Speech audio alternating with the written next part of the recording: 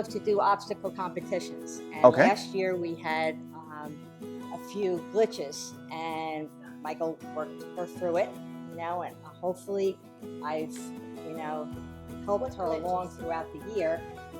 And then there's some other things that she still's a little off with, new things, Yep. you know, that me being by myself, it's kind of hard to correct and stay on. So it's help. Well, we'll see what we can do. I'll take her from you. Okay. All right. So this horse is 20. She's more experienced, more advanced, and we plan to work her on some advanced obstacles. So where do you think we're going to start? See, you're listening. You're listening. That's good. Yeah, we start right in the beginning. Well, that's nice. I always love a horse that backs up nice.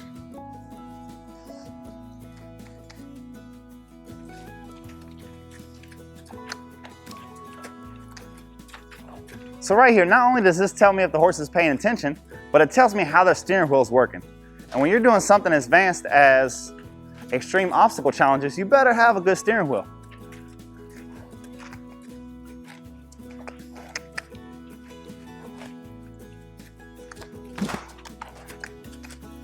So everything that we do nice, we ask nicely, we give a warning, and then we put pressure.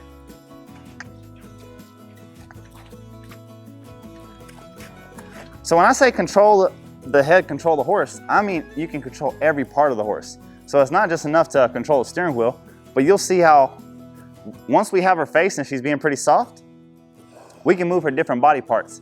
And there's, for me, especially in the fundamentals, there's 3 basic body parts you need to control. The head, followed by the hindquarters, followed by the shoulders. If you have those 3 parts under control, shoot, even if you just have the front and the back of the horse under control, if you have the front and the back, it's very hard for them to do anything with the middle. Does that make sense? Now, when you start getting control of the front and the back and the shoulders, now you're really prepared to do some more advanced stuff.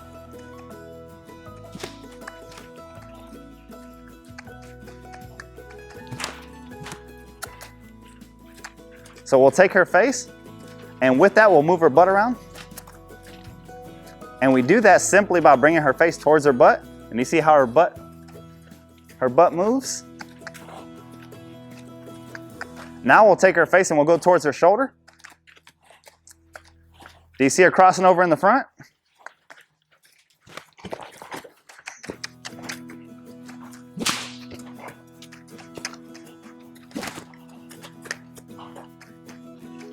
Dun, dun.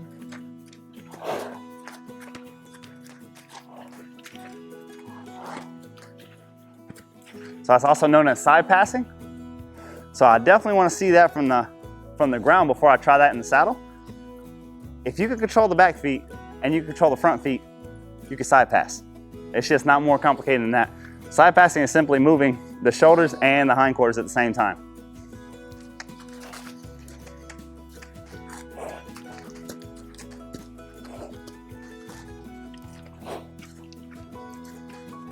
Move her shoulders. See it? You can tell we're moving the shoulders. You see her crossing over in the front end.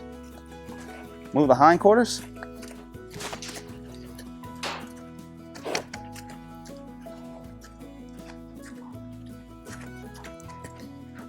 There we go. That's nice.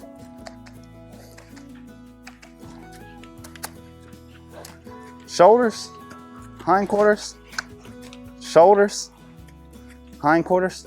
And you see how we work more in depth with her than the last horse? The reason is, what are we looking for?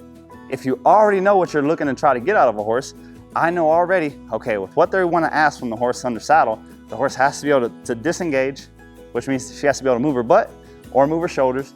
I know she's going to have to be able to side pass. Well, I know if she won't give on the ground, if it's broken on the ground, it's not going to magically fix in the saddle. So that's definitely what we see. There we go. Ask her to drop her head. Very nice. Yes? Yes, ma'am. Yes, ma'am. Yes, ma'am. Absolutely, absolutely. So a lot of folks lunge like this. Here you go, horse. Know what to do. And the horse doesn't know what to do. and the horse is moving their feet, but it's not paying attention. Their eyes and ears are over somewhere else, and they're just wearing themselves down. If you like prize fighting, if you like cage fighting, or you like boxing, you see any type of combat sport, you notice that all the fighters come in the ring already sweating. They've been in the back jumping rope, they've been in the back hitting the mitts, and you think, why would you waste any energy in the world's most strenuous sport? The answer is simple. If you get your adrenaline up, and if you get sweating and burn your lungs up a little bit, you're a lot more dull. What that means is, if I come in on round 1, you can punch me and I can take the punch because I'm already sweating. Whereas if I walk into that ring cold like this, if you even slap me, my body goes into shock and everything freezes up. People have been doing horsemanship and horses wrong for centuries. Wearing them out to hop on, you're just making a horse that's already stronger than you, already faster than you, dull. The 2 advantages that we have above a horse is that we're smarter than they are, okay? The dumbest person is smarter than the dumbest person is smarter than the smartest horse, okay? Now, the other thing that we're doing wrong is we're taking away their sensitivity. The other advantage that we have is they're more sensitive than we are. They can feel a fly on their butt whenever they're in motion, when they're trotting around. Why would I want to take that away? I want every time that I just reach out and touch her with these tassels that she moves. You get her all hot and sweaty and all of a sudden she mules up and doesn't care. You see horses, I mean, people have worked them and worked them to get in a trailer and they're whipping them with the whip and the horse couldn't even care. Just, nope, don't care. Don't wear them down. Don't take their sensitivity away from them. I want every time that I touch her face, yes, because I don't want to have to Armstrong with her. I don't want to have to get in a tug of war match. So part of it is I stay real close for my timing to be, if I'm right here, I have a lot better timing touching her than if I'm out here, okay? The other thing is, I want to keep it slow. I don't want her going fast and getting herself all worked up and taking away my sensitivity, because I want the ability, when I'm this close, it was obvious when I wanted her to move her shoulders. It was obvious when I wanted her to move her butt, and she did it immediately. If I was at the end of the rope, now it's not so obvious. Your horse better be so trained and know what's coming that whenever you point at something, they give. Next thing is we drop her head. We saw she's a little bit sassy for that pressure, but we want to make sure that she's still respecting us. Next thing we're gonna do is a little desensitizing. Just swing the rope around her. There we go. Throw the rope up over her.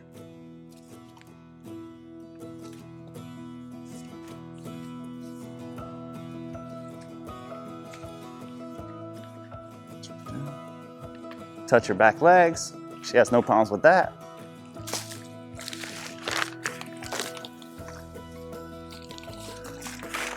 So I don't know, you guys may have not noticed, but she threw a little kick out whenever we were looking to move her butt around.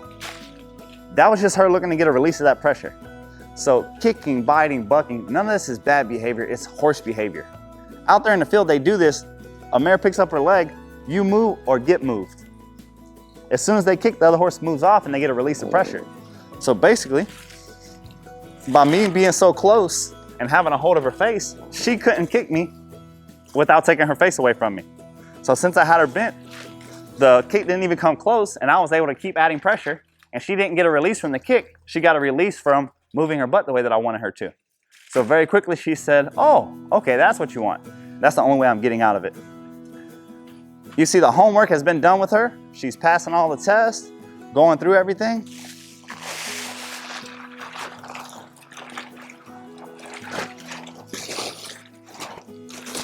Approach and retreat.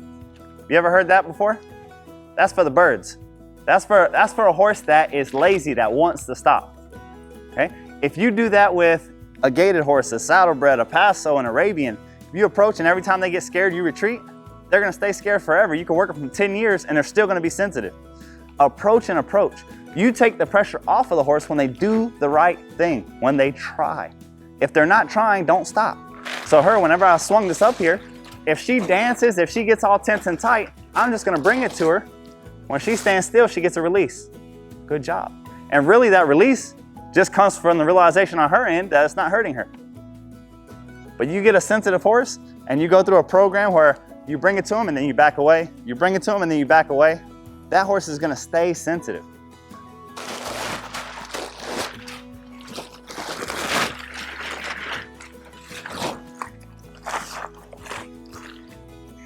Be aware when you start crossing sides from one side to the other, if I'm on this side and it activates that eye, that she might end up right here.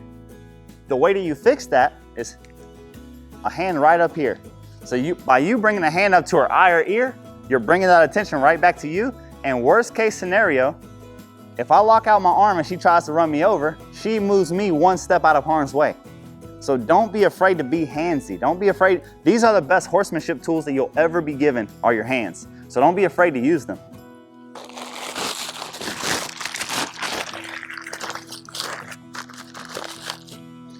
So I can already tell she's a little bit more tense and tight about this than the last horse. That doesn't make any difference to me. All it means to me is I'm going to be aware whenever I walk her off. So you want to pay attention whenever you ask them to walk off with something scary on their back, because a lot of horses will forget that you're on planet Earth and just blast off forward because they're looking backwards. So this is what we're trying to say. We're trying to say, hey, I don't care if you're afraid, that's okay. Okay? It's not a horse's fear that hurts you, it's their reaction to that fear. I'd much rather a chicken little of a horse that looks to me for guidance than a brave horse that could care less about my guidance. Because even the bravest horse has something they're afraid of. The most brave person in the world has that one fear: spiders or heights or trains or clowns or something. Same way with the horse. So what I'm trying to do is make her uncomfortable and then make her look for my guidance, so that when we're doing obstacles and she gets afraid, she looks to me for guidance instead of just running away and plowing through stuff.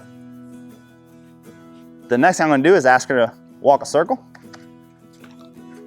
I love how she's giving me her face here.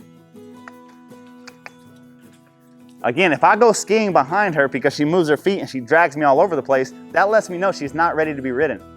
And I've told people, hey, your horse is not ready to ride, and they've been riding it for 5 years.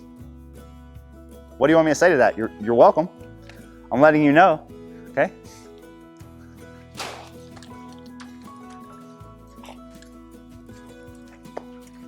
So what does it mean if you're riding a horse that's not ready to be ridden? People do it all the time. All I'm saying, you could have had perfect rides, but if it fails these tests, I'm telling you that, hey, if your horse gets uncomfortable, you can't control it. Well, she's never done anything bad with me. She's just a little funny sometimes. Okay, I'm telling you, you get in the right environment. If they will drag you or run you over on the ground, that lets you know under saddle, where you're less physically demanding, you're less confident, less balanced, that if it really gets scared or something bothers it, you're not going to stop it.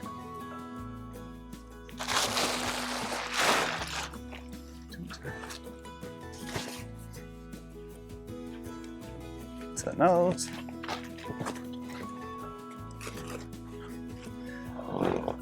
People say, oh, you're supposed to do that until the horse is perfect with it. This is how this works. In grade school, passing is a 69.5. It rounds up to a 70. Trust me, I know. Anywho, passing is passing and you move on, because the more advanced you get, the better you'll be at the things previous to it. I'm not asking for the horse to do it perfect. I'm asking for the horse to pass it. And the reason for that, the idea that the horse has to be completely perfect with one thing before we move on to the next, it will take you forever. You'll do this for, week after week, month after month, until the horse can do it like nothing's happening. But the exact same horse, if they pass it, which means that they don't drag you, they don't run you over, they accept it, and you move on to something bigger and better, then something bigger and better, something more advanced and something more advanced. You come back the very next day, and the thing that was early on, the little soccer ball, won't be a big deal.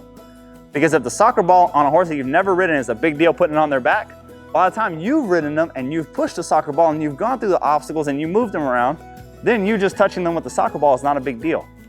So the idea that she just has to stand there perfect, dead to the world, like nothing's happening, and you have to do that day after day and you can't advance anymore, that's foolishness. You're limiting your horse and you're taking a long time to get there. All she has to do is be uncomfortable, but yet stand still, just like that. Other time she tried to make a move, since I kept and stuck with her, she said, oh, that didn't help. The same way as the kick. Why did she stop kicking? She kicked one time, it didn't help her at all. She didn't kick again. I put the ball up, she ran from it one time and took 3 steps. Those 3 steps didn't help. Now she's standing still. Good job. Just like that, we're ready to ride anything, any age, any breed. Okay.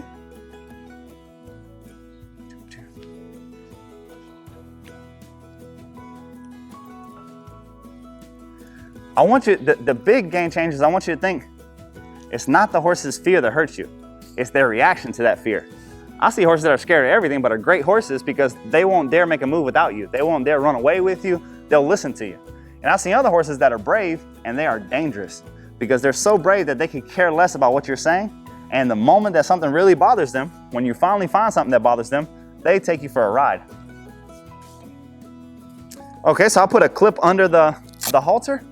And what that does is it snubs it up for a little bit more advanced horse. And it lets me do a little bit more advanced work. Before, I used to use the natural horsemanship halter for young colts, for beginning horses, for just the fundamentals. But now by putting that clip under and snubbing it up, it's similar, the more advanced version of a Western Basel. Just on the bottom 2 knots.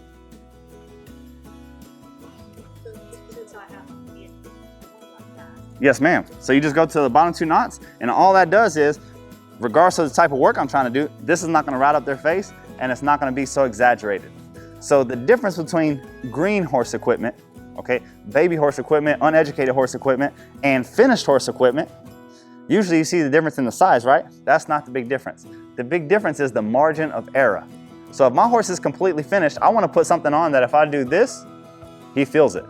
So my finished dressage horse, your finished show horse, your finished Western horse, you'll see finished reining horses that can do everything bridleless. Yet in the show, you see them with a ported bit. Well, that's because they don't want to even move their hand. They're going through the whole competition. They want to do this right here. It's not to punish the horse. It's not to dominate the horse. Whenever you're riding a green horse, a horse that doesn't know, you take this off, and there's a lot of room for error. Okay, you're saying, hey, whenever I want to go right, look at all that space. Right, right. You're trying to make a neon sign. Hey, go left, right, right. As the horse gets more advanced, you want to have less margin of error. Now, instead of moving my whole arm and hand out here, now it's just a couple fingers. Hey, get over here. Hey, does that make sense? That's the difference between green horses and finished horses. What should be the difference, right?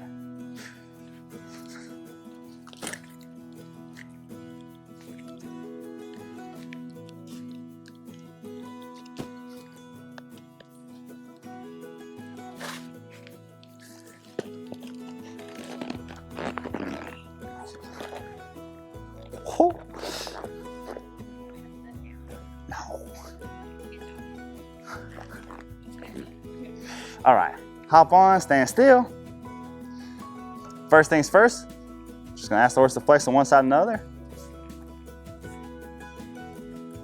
You see you can tell she's been practicing flexing, but I'm just gonna flex until she doesn't take that step.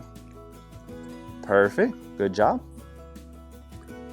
The next thing we're gonna do is move off, check the brakes. Yes, hold.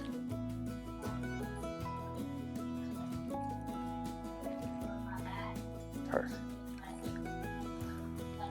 Yes? So she's talking about flexing and going at the same time, giving and going. We have a membership program where we have like step-by-step how you do things. So she's talking about something that's more advanced. Flexing right there, that is the basic fundamental, turning left and right. But flexing at a standstill or desensitizing at a standstill, that's the equivalent of checking your steering wheel and brakes in a parked car. Your steering wheel and brakes in a parked car don't do you very much good because you're not going anywhere.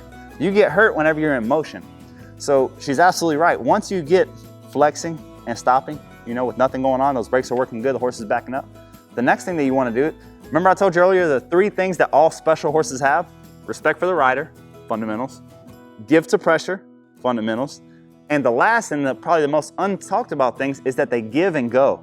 That they can move their feet and give their face at the same time.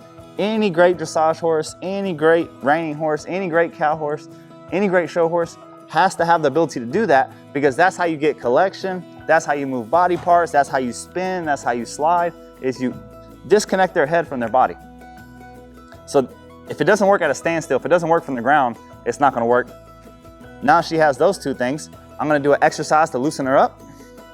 This is a great exercise if you have a stiff horse at home or a hot horse at home. It's called a spiral. So we're gonna touch her to the inside.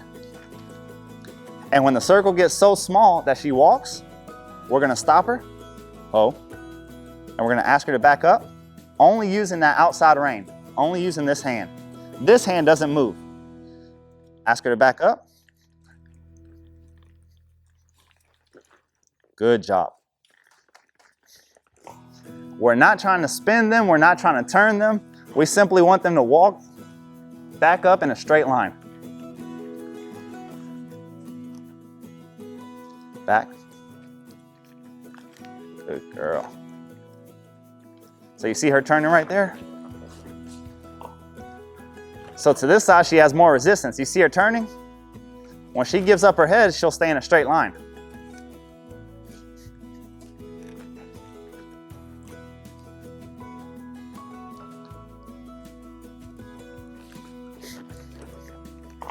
And the awesome thing about this is you don't have to be strong.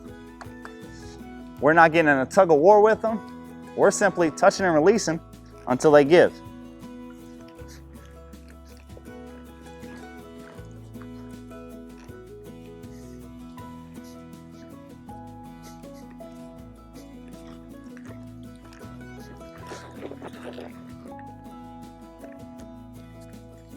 Go.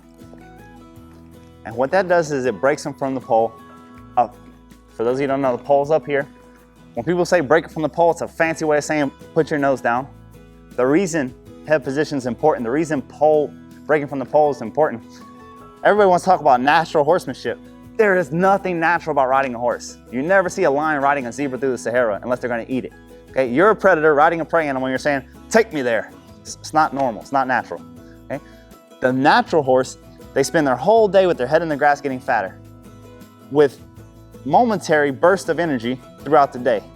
Like any horse, the most broke horse, it has a moment during the day, it pops its nose up, it sticks its tail up, and it takes off from here to there, and then it stops and goes back to its favorite job, standing still, getting fatter. We don't want natural. You see a bunch of people go out on a trail ride, and at first glance, I can tell you who's gonna have issues. The horse that has his nose up, the horse that has his eyes wide and his mouth open and his tongue out, they're gonna have problems.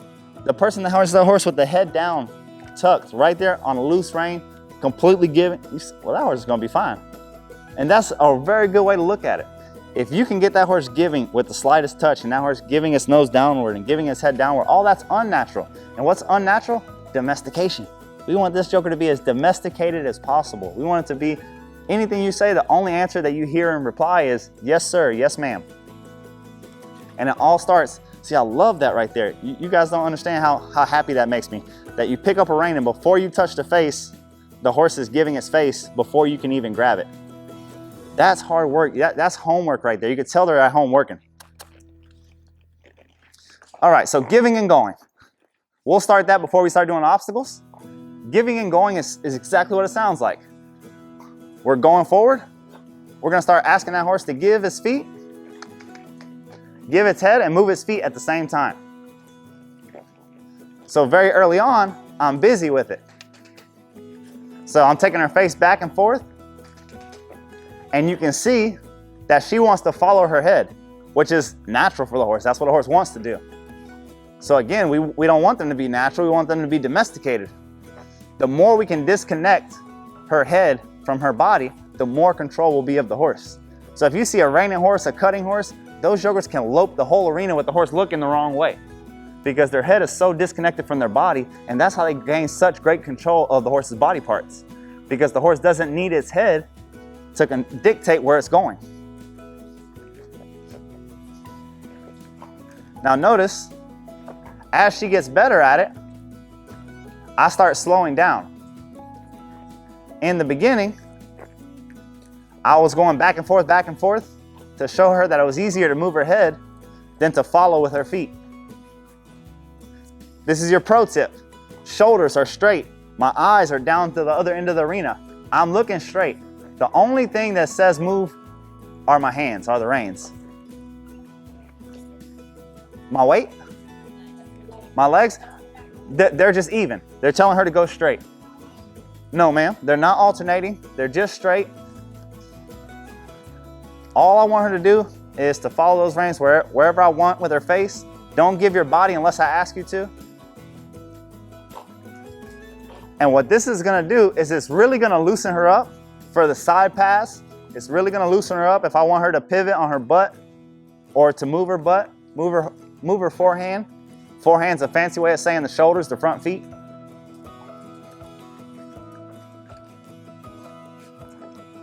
So where a lot of times if you get stuck, it's because you're asking too much, right? Notice how I can start asking her more and I just immediately give before she can turn. But what happens when I do that is she's gonna start, instead of stopping, she's just gonna keep going. So if left is the problem side, we can just sit here and work on left. You see I look straight so she doesn't turn left.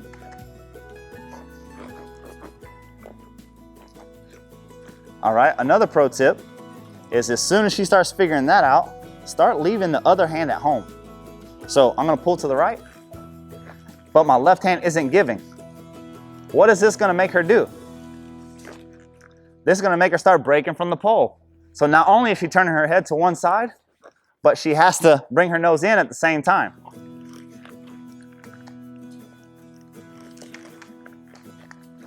So right now my legs are encouraging her to go forward. I can click to her, hey, I want you to go forward.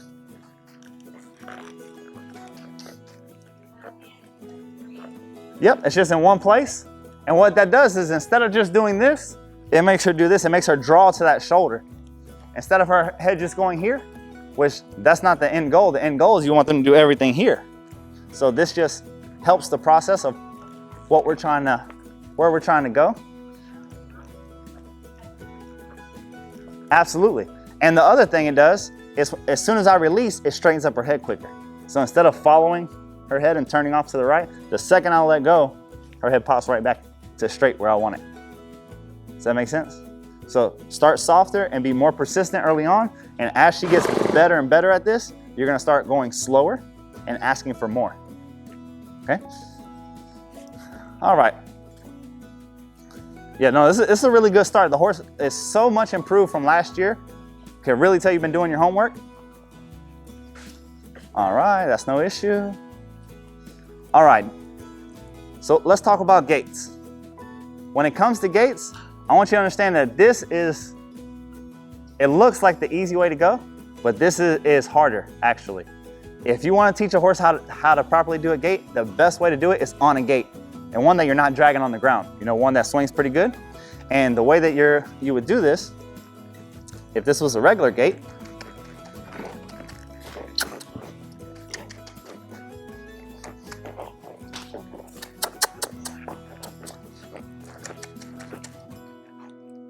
hand me that crop.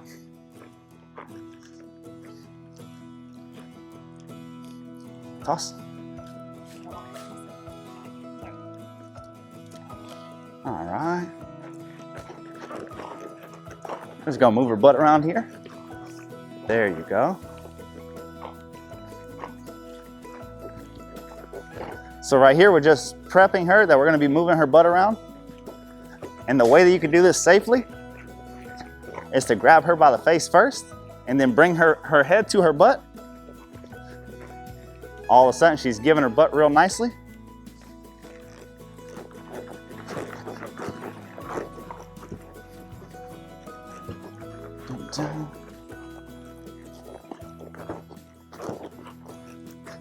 And really, we have this thing just for an attention getter more than anything else.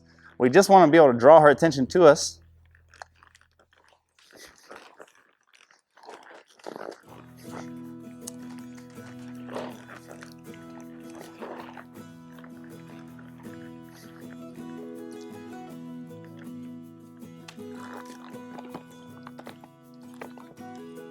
Okay, so this is our gait, right?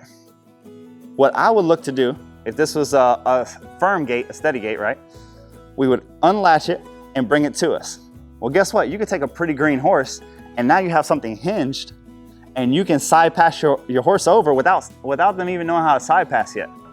What does that mean? You have the horse standing right here beside the gate. Say this is a real gate and we start bumping with this gate, the horse is gonna move away.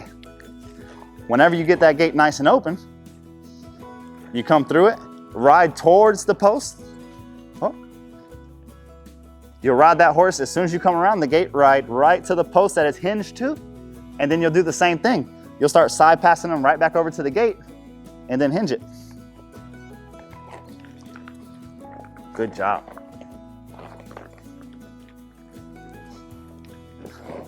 We'll do that same thing again. If I have a gate, I'm trying to come in from the hinge side, right up towards it. Oh.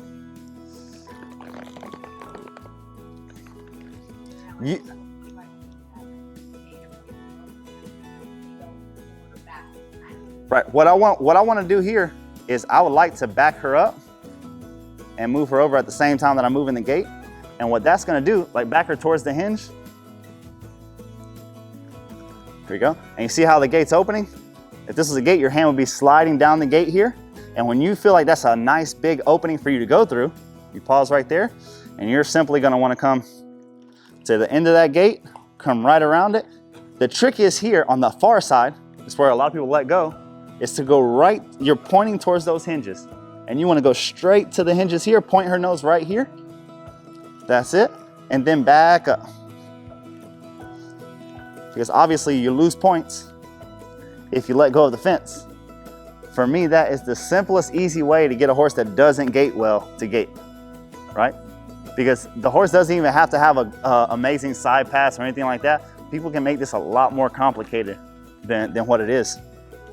If she dances around to it, just back her up. Well, the gate's gonna funnel her right back to the fence, right? If she tries to dance or move off whenever you go to grab it,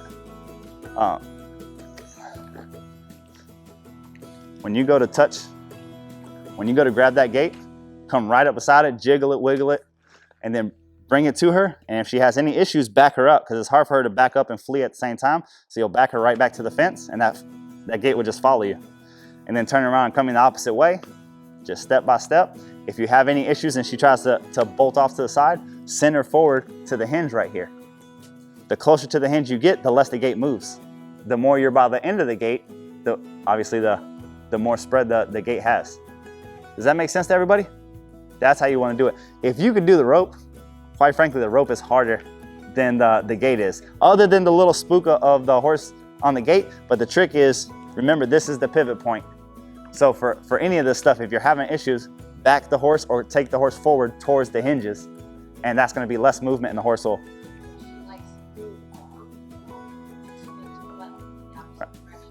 I saw that, that's why. So what I got, if you have that issue and you see that horse is trying to dance with their butt, if you come over there and wear that butt out a little bit, and by wear it out, I simply mean bring the rein around here towards their butt, and if they don't give to that rein pressure, pop, pop.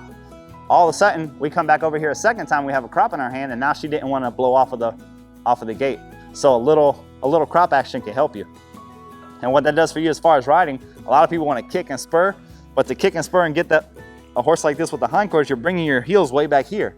What that does is it unseats you and makes you uncomfortable, especially if the horse is dancing around. As opposed to, I'm sitting just like this, and I can tap her back here on the butt, and she's gonna come off of that pressure at the same time that I'm very balanced. So that's really gonna help me do that. All right, see the bag now?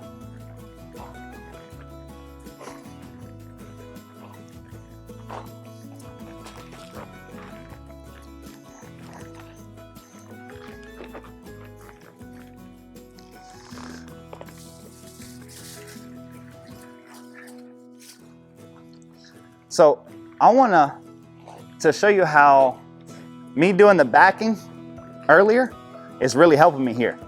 So right when she's thinking about going forward, that backing up crooked like that, that's really helping me to get her stationary.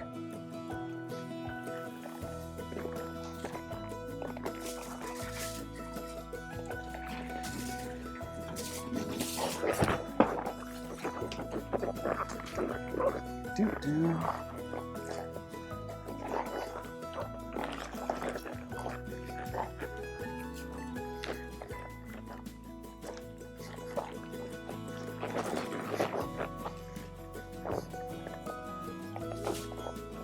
So you stay, instead of attacking it and letting her go forward, how much it slows her down and how much it makes her think. I got respect out of her backing up earlier by turning her sideways and backing her up. Now I'm shutting down all that forward motion by doing just the same thing. By putting her on whether it's the gate or this here, well, you're only gonna have to back her up a couple times where she doesn't think that she can do anything about it, or she's gonna try to do it however you want to. Then you can come in any direction you want, or do it from the left, the right, wherever.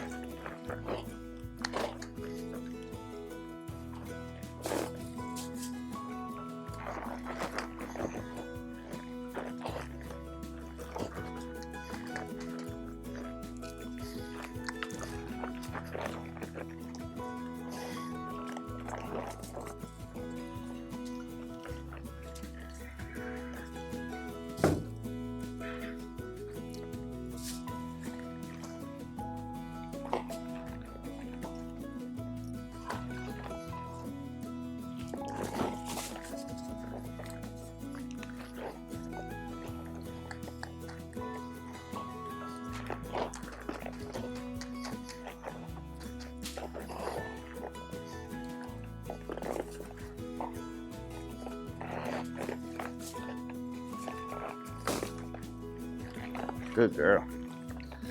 Does that make sense how shutting down that forward momentum is going to help you so much? It's a great way to educate because it makes them stop and think about what they're doing, as opposed to trying to do everything forward where they're at their strongest and they keep making space between you and whatever you're trying to work with. Horses want to go forward.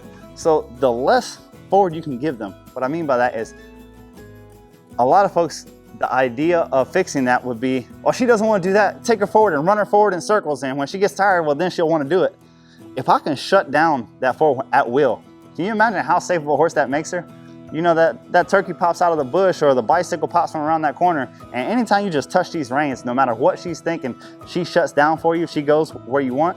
So all these things that you're getting a lot of motion and commotion about, if you could stop all that static by backing them, by having a little respect in the bridle and having her back up to it and give it without running around and having all that extra motion. She's a horse that once she figures out something is safe, she's fine with it. You know, she's not a spooky horse to the point that you're constantly reteaching things. Obviously, she learns a lot because she's a lot better than she was last year. And stuff like the tarp and the ball and all that, you're going over so much easier. She's not even looking at it. So if that's the case, now we just have to teach her some of the things that she doesn't know yet, how to do it without that static of moving and motion and all that. Make sense? Have any questions? Do you want to give it a go? Yes. Hey guys, thank you so much for watching our video.